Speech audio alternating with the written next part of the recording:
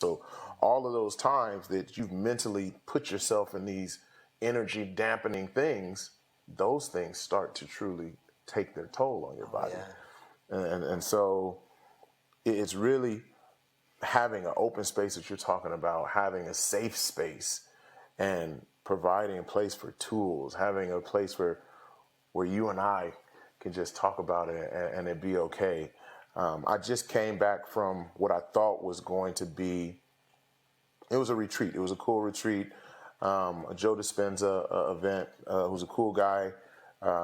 It wasn't what I thought it was, because I was looking for just like this space where it's just everybody vibrating really super high, and having conversations about how we can make the world vibrate on a higher level.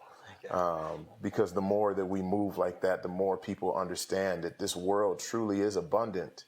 And no matter what faith that you believe in or you don't believe in, my creator still believes in you. But whether it be God, Allah, Buddha, whoever, all of the underlying messages from these religious texts, in my opinion, they're all saying the same thing. They're saying take care of yourself, really master yourself, and master yourself by being the best possible version.